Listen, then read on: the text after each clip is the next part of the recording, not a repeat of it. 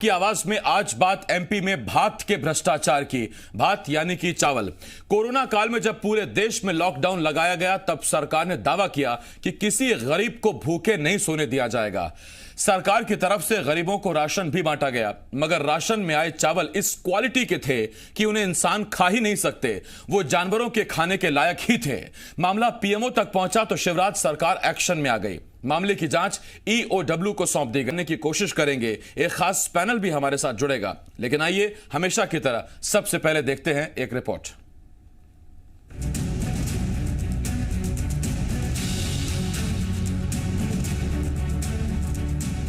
MP में lockdown के दौरान गरीब आदिवासियों को राहत के नाम पर बांटे गए खराब चावल का मामला अब गर्माता जा रहा है। केंद्रीय खाद्य मंत्रालय के बाद पीएमओ ने मामले का संज्ञान लिया और सरकार से जवाब तलब कर लिया, जिसके बाद अब शिवराज सरकार ने मामले की जांच का जिम्मा ईओडब्ल्यू को सौंप दिया है। गरीबों के हक पर डाका पड़ा तो सीएम ने भी मोर्चा संभाल लिया। ऐलान कर दिया मामले की पूरी जांच कराकर दोषियों को बख्शेंगे नहीं।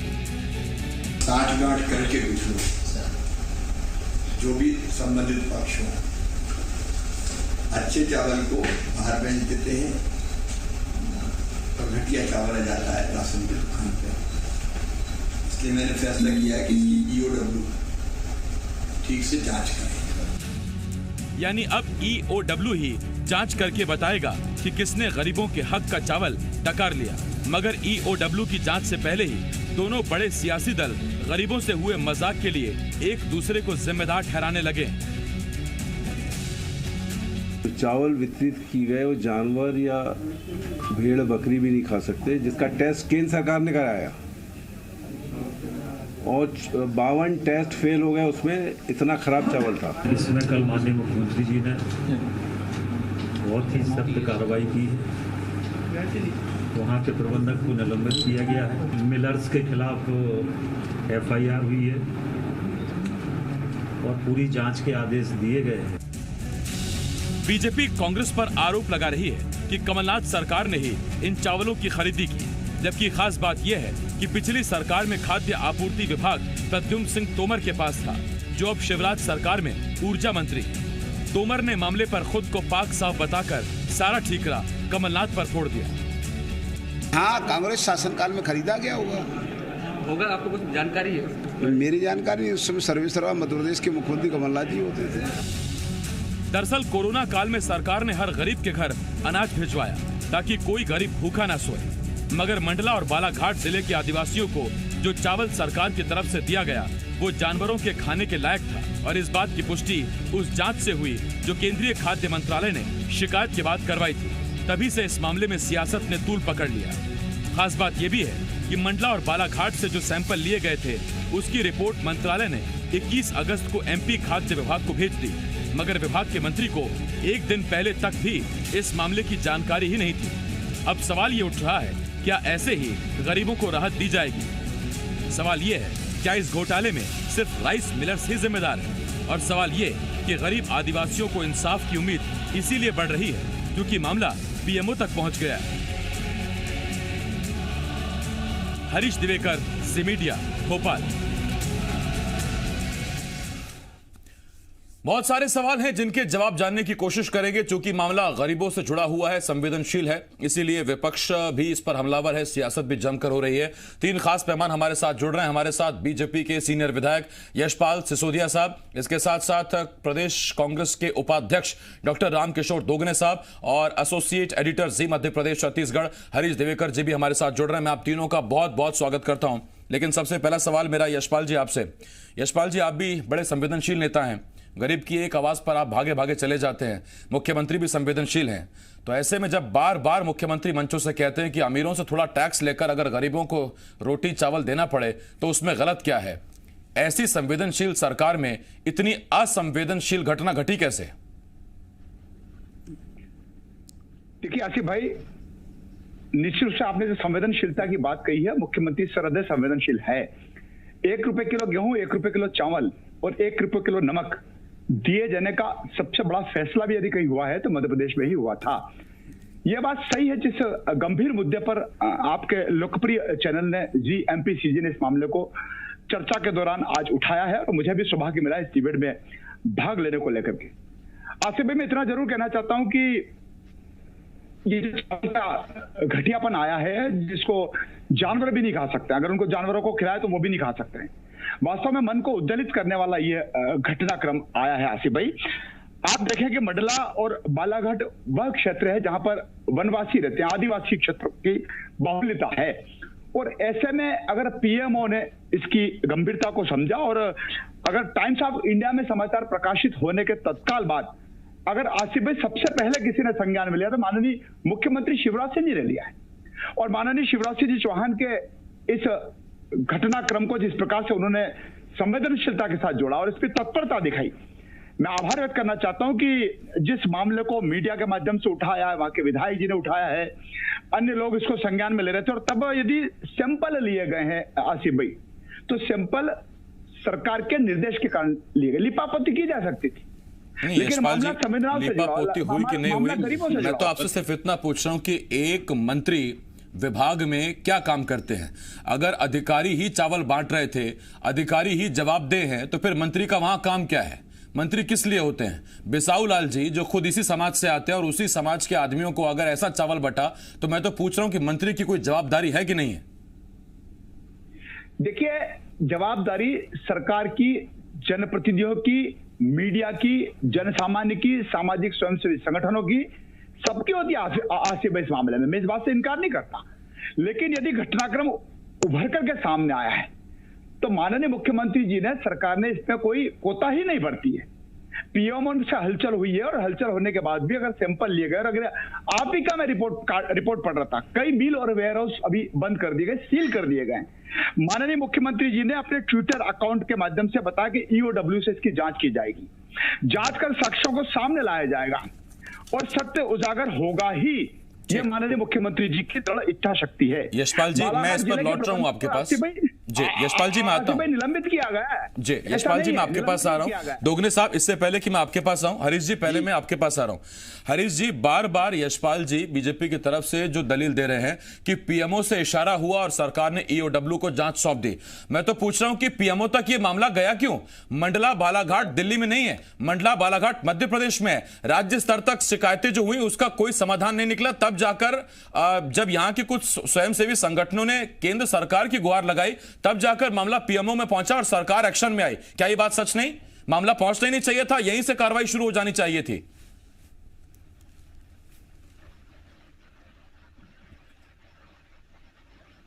ये है कि जब भी मंत्रिमंडल बनता है तो उसमें कास्ट जम देखा जाता है कि किस कास्ट के हैं, ब्राह्मण हैं, ठाकुर हैं, तो प्रतिनिधित्व देखा जाएगा कि मध्य प्रदेश में किस कास्ट के लोग हैं। तो आदिवासी समाज का प्रतिनिधित्व करने के लिए आदिवासी मंत्री बनाए जाते हैं जिससे उनको उनकी आवाज़ को सुन सकें। और बिसाऊ लाल जी उसमें आदिवासी समाज की तरफ से आते हैं और उनकी जिम्मेदारी बनती है कि आदिवासी क्षेत्र को देखें। यहाँ पर मंत्री को पता नहीं है। आप बात कर रहे हैं सरकार को, यहाँ मंत्री जो जिस विभाग का है उनको पता ही नहीं, उनके विभाग में भारत सरकार आके जांच के सैंपल ले गई, भारत सरकार की रिपोर्ट आ गई 21 दिन पहले, वो जानकारी नहीं है। तो जब यहाँ सुनवाई नहीं होगी तो शिकायत फिर केंद्र सरकार पे जाएगा। आदमी कहाँ जाएगा? आदमी तो सीढ़ी चढ़ता है, या अगर पहले जाएगा जिला कोर्ट, फिर हाई कोर्ट और फिर सुप्रीम कोर्ट, तो मामला सीधा सुप्रीम कोर्ट कभी जाता है। यानी शिकायतें तो हुई हैं यहाँ पर, मंत्री तक हुई है, अफसरों तक हुई है, राज्य सरकार तक हुई है, लेकिन यहाँ नीचे जो मैदानी अफसर थे जिनको रिपोर्ट देनी थी सबने ओके रिपोर्ट दी, तो वहाँ गरीबों की सुनवाई नहीं हो पाई। जब मामला ऊपर गया तो वहां से जांच दल आया, तब ये मामला खुला। अगर वो जांच दल नहीं आता तो गरीबों को यही चावल खाना पड़ता है, जानवर वाले चावल हैं, क्योंकि भूख कुछ भी करा सकती है। लॉकडाउन में जिस समय चावल बटा उस समय तो बाजार भी खुले नहीं थे, कहीं से कोई साधन नहीं था, गरीबों के पास पैसा नहीं था, रोजगार नहीं था, वो क्या करें? जानवर वाला चावल खाने को मजबूर थे। तो उनके आगे तो मजबूरी थी, क्योंकि जिस लेवल की गरीबी है वहां पर उसको हम और आप यहां से नहीं समझ सकते। वहां जाके देखेंगे तो बहुत ही बुरी स्थिति है, तो जानवर का चावल भी खा जाएंगे। वो तो कुछ संस्थाओं ने शिकायत की, तब जाके जांच दल आया और जांच दल ने पकड़ा। और ताज्जुब की बात है कि सरकार को भी इस बात की भनक लगी। मुख्यमंत्री शिवराज सिंह चौहान इस बात पे, ये बात सही है जो यशपाल बता रहे, वो संवेदनशील है, कार्रवाई करते नहीं, उन तक बात नहीं पहुंचाई, उन्हें गुमराह किया गया। मुख्यमंत्री तक को गुमराह किया गया। इसका मतलब या तो उन तक बात पहुंचने नहीं दी गई या उन तक बात पहुंची नहीं, और अगर ये दोनों सूरतें हैं कि बात पहुंची नहीं और पहुंचने नहीं दी गई, तो ये दोनों फिर अपने आप में गंभीर हैं कि मुख्यमंत्री तक अगर कोई शिकायतकर्ता पहुंचना चाहता है उसे बीच रास्ते में रोक लिया जा रहा है या उसे आश्वासन दिया जा रहा है कि यहीं से कार्रवाई हो जाएगी, और उसके बाद क्या कार्रवाई होती है आप देखिए, पीएमओ से सीधा निर्देशित होता है, तब जाकर मुख्यमंत्री को यह बात पता लगती है। और एक दिन पहले तक, 24 घंटे पहले तक बिसाऊ लाल सिंह को यह पता ही नहीं था कि उनके विभाग को कोई ऐसे रिपोर्ट भी आई है। मैं हरीश जी लौट रहा हूं आपके पास, दोगने साहब आपके पास आ रहा हूं। और रामकिशोर जी, मेरा आपसे सवाल यह है, बीजेपी कह रही है कि ये वो घोटाला है जिसमें कांग्रेस ने खरीदी की थी, तो सवाल ये, कूड़ा आप खरीदे, ये बांटें और फिर उसके बाद गरीब कुल मिला के दोनों तरफ से ठगा जाए। आसिफ जी, जिस तरह से आरोप लगाते हैं, इनके आरोप निराधार है, और मैं तो ये कहूंगा भाजपा मतलब भ्रष्टाचार पार्टी। आप देखिए, ये सरकार 6 महीने में बैठी हुई है और 6 महीने से काम कर रही है, और 6 महीने बाद कहती है कि कांग्रेस के टाइम का है या उसके टाइम का, इसके टाइम का। अरे भैया, सो रहे थे क्या? आपका पीएमओ जांच कर रहा है, पीएमओ दिल्ली से आकर यहाँ जांच कर रहा है और आप यहाँ सो रहे हो, तो कितनी बड़ी गलती हो सकती है। बड़ा दुर्भाग्य हमारे मध्य प्रदेश का कि मध्य प्रदेश में ऐसे मुख्यमंत्री की सरकार बैठी हुई है जो इतनी संवेदनशील नहीं है कि गरीबों को जो अनाज मिल रहा है, गरीबों को जो चावल मिल रहा है, वो कैसा मिल रहा है, इसको कोई देखने वाला नहीं है। और अधिकारी पूरे भ्रष्टाचार में लगे हुए हैं, इनको किसी प्रकार की सुध नहीं है। आपको बताओ, बहुत सारी चीजें हैं। ये क्या अनाज, आप चावल की क्या बात कर रहे हैं? अभी यहाँ हमारे हरदा में 5000 कुंटल चना शॉर्टेज हो गया है। मंत्री यहाँ के रहने वाले हैं, मंत्री यहाँ के हैं, इसके बाद जांच नहीं हो रही है, उसके साथ कार्रवाई नहीं हो रही है, किसानों को उसका पैसा नहीं मिल रहा है। इस तरह के बहुत सारी चीजें अभी आश्वासन दे जा रहे हैं बाढ़ के, उसमें खूब जगह जगह ये देंगे वो देंगे। क्या दिया है? दे तो किसानों को, किसानों की फसल पूरी नष्ट हो रही है, सर्वे तक नहीं हो रहा, सर्वे के आदेश तक नहीं हुए हैं। तो ये संवेदनशील सरकार है क्या? यशपाल जी जितनी बात कर रहे हैं कि संवेदनशील सरकार है हमारी और हम काम कर रहे हैं, तो कहाँ काम कर रहे हैं? आप तो लगे हो चुनाव में, चुनाव जीतना है आपको। आप बिसाऊ लाल सिंह आज खाद्य मंत्री है, और खाद्य मंत्री, और उन्हीं के पास में आदिवासी क्षेत्र में इस तरह की घटना हो जाए तो बड़ा दुर्भाग्य। मैंने सवाल पूछा दोगने साहब, मैं लौट रहा हूं आपके पास। यशपाल जी, मैं एक बार फिर आपके पास आ रहा हूं। जो रिपोर्ट जवाब में राज्य सरकार ने केंद्र को भेजी है शाम तक के लिए, जिसका वक्त मांगा था, सूत्रों के हवाले से वो हमको पता लगा है। उस रिपोर्ट में कहा गया कि एक तो ईएफडब्ल्यू की जांच बैठा दी है, उसमें कहा गया कि ऐसे राइस मिलर्स जिन्होंने वो चावल सप्लाई किया उनके बिजली कनेक्शन काटे जाएं। सूत्रों के हवाले से खबर है कि राइस मिलर्स को जो धान दिया गया था, उन्होंने अच्छा चावल निकालकर मार्केट में बेच दिया। 2 से 3 साल पुराना धान, चावल बारदाने में भर के, और वो पहुंचा दिया गोदामों तक, बाद में जिसका वितरण हुआ। अब ये कहा जा रहा है कि क्वालिटी कंट्रोलर्स की सेवाएं समाप्त की जा रही हैं। मैं तो आपसे ये पूछ रहा हूं सर, इसका मतलब भ्रष्टाचार उजागर हो गया तो मामला सामने आया, वरना गोदाम के गोदाम भरे पड़े थे ऐसे चावल के जो लोगों को बांटे जाने थे। आंगनबाड़ी में सरकारी राशन के तहत जिस 1 रुपए किलो गेहूं, 1 रुपए किलो चावल की बात कर रहे हैं आप यशपाल जी, ये बांटा जाना था, लेकिन उससे पहले मामला सामने आया, तब जाकर ये स्टॉक सील हुआ। देखिए आशा भाई, संबंधित जो मिलर्स हैं उनके खिलाफ एफआईआर दर्ज कराई जाएगी। माननीय मुख्यमंत्री जी का वक्तव्य मैंने ट्विटर के माध्यम से पढ़ा है, सुना है, देखा है। और मैंने आसिफ भाई, गरीबों के लिए जो चावल बंटना था, बांटा जाना था, उसमें अगर इतनी बड़ी कोताही, लापरवाही हुई है तो मैं फिर कहना चाहता हूं, किसी को नहीं बख्शा जाएगा। सरकार इसके प्रति गंभीर है, और जैसा कि आप कह रहे हैं, तो उनके कनेक्शन काटना ही पर्याप्त नहीं होगा। मैं आपके चैनल के माध्यम से मैं मुख्यमंत्री जी से मांग करूंगा, इसलिए कि मैं यहाँ का क्षेत्र का विधायक हूँ, मंदसौर विधानसभा क्षेत्र का प्रतिनिधित्व करता हूँ, मध्य प्रदेश की विधानसभा का भी सदस्य होता हूँ।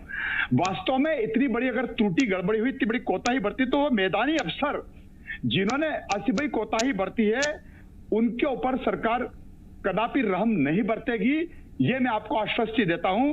क्योंकि एजेंसी जवाबदेही रखती है, एजेंसी जवाबदारी होती है, और उस एजेंसी के खिलाफ एक्शन लेने का काम माननीय मुख्यमंत्री जी निश्चित से करेंगे, ये मैं आपको भरोसा दिलाना चाहता हूं। यशपाल जी, मैं लौट रहा हूं आपके पास। दोगने साहब, आपकी सरकार में धान खरीदा गया, राइस मिलर्स को दे दिया गया, और जो वो एक प्रोपोर्शन होता है, फिक्स प्रोपोर्शन 65% और 35% का, कि 65% आप हमको चावल लौटाएंगे, 35% आप रखिए, तो वहां जिम्मेदारी खत्म हो गई क्या? उसके बाद राइस मिलर्स ने किस क्वालिटी का धान बारदाने में पैक किया, गोदामों में भेजा, वेयर हाउसेस में भेजा, उस पर कोई कंट्रोल नहीं किया? या फिर आप दरअसल उस वक्त में अपनी सरकार पर आए संकट से ही जूझने में मजबूर थे, फिर कहां आपको ध्यान रहता धान का, गरीब का, उसकी समस्या का, उसके समाधान का? आसिफ भाई, पहले तो आप ये देखिए कि ये लोग, पहले तो इन्होंने आरोप लगाया कि कांग्रेस का है, कांग्रेस ने खरीदी की। पहली बात तो धान खरीदी होती, चावल तो खरीदी होती नहीं। पहले तो इन्होंने आरोप लगाया था चावल खरीद रही कांग्रेस। इसके साथ साथ आप ये बताइए, धान खरीदने के बाद 65-35 का रेशो होता, 67 का होता, और रेशो मालिक धान मालिक चावल निकाल कर देता है। बिल्कुल सही है, पर यह है कि ये कब का है, किस टाइम दिया है? 6 महीने से सरकार भाजपा की है, कांग्रेस की सरकार नहीं है। 6 महीने से भाजपा की सरकार है, और कांग्रेस के जमाने में भी वही मंत्री था जो इनके जमाने में, इनके पास अभी आज मंत्री बन के बैठा हुआ है, तो ये उस पर आरोप नहीं लगाएंगे। पहली बात तो ये कब का है ये कंफर्म ही नहीं है, ये 6 महीने के अंदर आया है, इसके पहले का। और ये बंटने वाले अधिकारी, जिस सरकार के अंदर में बांट रहे अधिकारी, वो अधिकारी सो रहे थे क्या? ये उसी टाइम पकड़ते ना जब सरकार चेंज हुई थी, और उसके बाद अगर कभी कांग्रेस के जमाने का था तो उस टाइम बताते ना कि आप ये कांग्रेस के जमाने का खरीदा हुआ चावल है या राइस मिल वालों से लिया हुआ चावल है। ये अभी तक सो रहे थे और बंटवा रहे थे। ये बंटवाने के बाद इन्होंने ध्यान नहीं दिया, पीएमओ ने ध्यान दिया, लोगों ने शिकायत की तो पीएमओ पर कई शिकायत, वहां से जांच हुई, इसके बाद निकला है। तो सबसे बड़ी गलती तो ये भाजपा सरकार की है, जो वर्तमान में सरकार बैठी हुई उसकी है, और उसकी जवाबदारी बनती है कि लोगों को अच्छा अनाज दें। आप बताइए, आप इसमें जैसे कोरोना काल में कहां दिया अनाज लोगों को?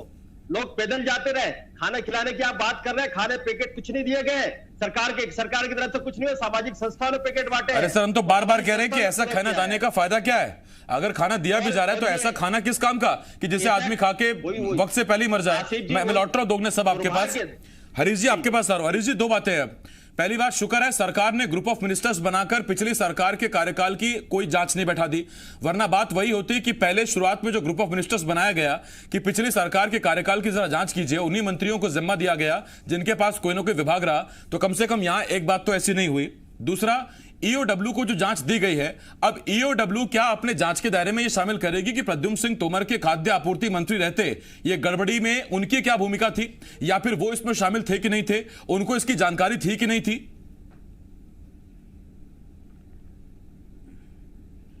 बिल्कुल आसिफ जी, आपने बिल्कुल जो कुछ सवाल उठाया बहुत मौजूद सवाल है।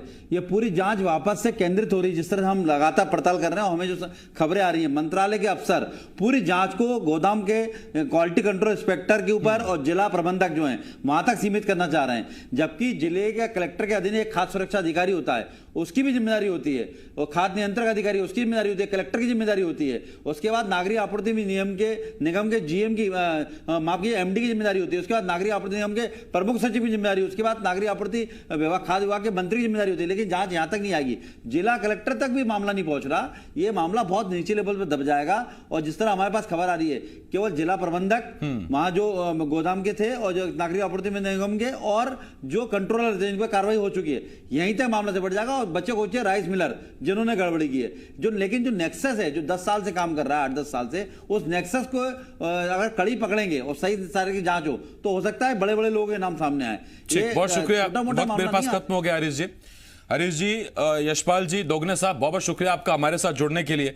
लेकिन देखिए, गरीबों से मजाक बिल्कुल नहीं होना चाहिए, और अगर कोई कर रहा है तो फिर सरकार को देखना चाहिए, क्योंकि जब आप गरीबों के नाम पर वोट मांगते हैं, गरीबों से उनके विकास के नाम पर वोट मांगते हैं, तो गरीबों को राहत के नाम पर किस तरह के चावल दिए गए, ये तस्वीरों में पीछे आप देख रहे हैं। इसे कोई जानवर भी ना खाए, इसे गाय, बकरी, मुर्गी कोई नहीं खाएगा इसे, और उसको आप भेज रहे हैं आम आदमी के लिए, आदिवासी के लिए। क्या आदिवासी इतना गया गुजरा है कि आप उसको ये चावल खिलाएंगे?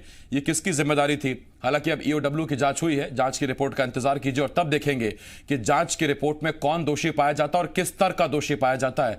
क्योंकि कई बार जांच भी सरकारों के झंडे को देखकर होती हैं, ये बात किसी से छिपी नहीं है। भूमिकाएं भी उसी को देखकर तय होती हैं, दायरा भी उसी आधार पर सीमित किया जाता है। एक छोटे से ब्रेक के लिए मैं रुकना होगा, लेकिन ब्रेक के बाद हम बात करेंगे छत्तीसगढ़ में कोरोना बम की। विपक्ष सरकार पर सवाल पूछ रहा है, सरकार सफाई दे रही। छोटा सा ब्रेक, जल्द लौट रहे हैं।